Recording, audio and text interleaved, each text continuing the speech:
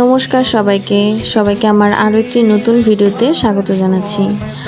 ভাবি যে ভিডিও করব, নিজে একটা ভয়েস দেব, তাহলে ভিডিওটা হয়তো অন্যদের মতো একটু সুন্দর করতে পারবো, সবাই হয়তো আমার ভিডিওটা পছন্দ করবে।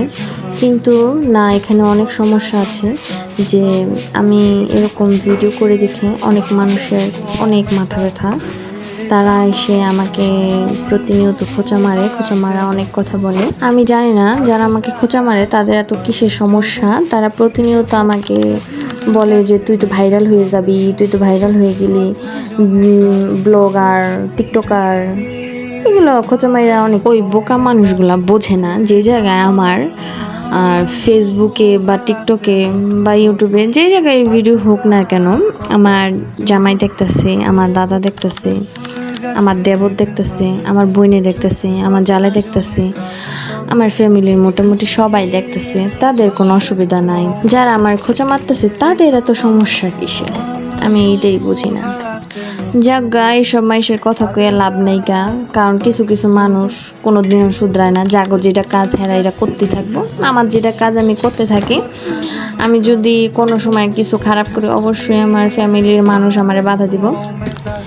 আমি একজন সুস্থ সবল মানুষ, আশা করি আমি এরকম কোনো কাজ করব না যেটা মানুষ আমারে দ্বিতীয়বার করার মতো সুযোগ পায় যে তুই এই কাজটা খারাপ করছো।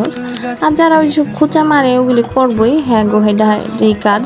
যাই হোক, আজকে হচ্ছে আমার জীবনে আরও একটি নতুন ব্যস্ত সকালবেলা খুব ব্যস্ততার মধ্যেই কাটে। ঘরের কাজ তো থাকে, তার মধ্যে হচ্ছে সবচেয়ে বড় কাজ হচ্ছে ছেলেকে ঘুমের থেকে উঠানো, তারপর ওকে রেডি করা। ধ্রুব যতক্ষণ না পর্যন্ত পড়তে যাওয়ার জন্য বাড়ি থেকে বের হবে ততক্ষণ পর্যন্ত ওর সাথে আমাকে থাকতে হয়, কারণ ও একা একা কিছুই করতে পারে না, সব কিছু আমাকেই করে দিতে হয়। গতকাল রাতেও খাবার খেয়ে ঘুমায় নাই, তার জন্য আমি ভাবলাম যে ওকে একটু রুটি দিয়ে ডিম ভেজে দেয়, তাহলে ও খেতে পারবে।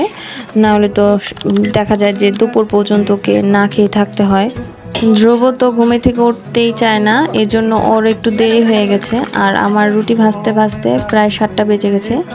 ধ্রুব, নীরব, যাদের সাথে পড়তে যায়, স্কুলে যায়, ওরা সবাই এসে পড়েছিল। এই জন্য ধ্রুব আর খেতে পারেনি, কারণ ও খুব তাড়াতাড়ি খাবার খেতে পারে না, একটু সময় নিয়ে ধীরে ধীরে খায়। নীরব পড়া শেষ করে আবার বাড়িতে আসবে, তারপর খেয়ে দিয়ে আবার স্কুলে যাবে। আর ধ্রুব যেহেতু পড়ে আর বাড়িতে আসবে না, একবারে সোজা স্কুলে চলে যাবে, তাই ওর জন্য আমি রুটিটা একটা টিফিন বক্সে করে দিয়ে দিচ্ছি যাতে ও স্কুলে যেয়ে খেতে পারে। রুটি ভাজা শেষ হয়নি, ওইদিকে আমার মেয়ে ওর ঘুমে থেকে উঠে গেছে, আর ও আমার কুলেই থাকবে, নামবে না আর কারো কাছে যাবেও না, সেই জন্য আমি ওকে নিয়ে রুটি ভাজছিলাম। আজকে প্রচণ্ড বাইরে বাতাস ছিল, দিনটাও খুব সুন্দর, রৌদ্র উজ্জ্বল। সবাই ভালো থাকবেন। এখানে আমি আমার ভিডিওটা শেষ করছি। টাটা।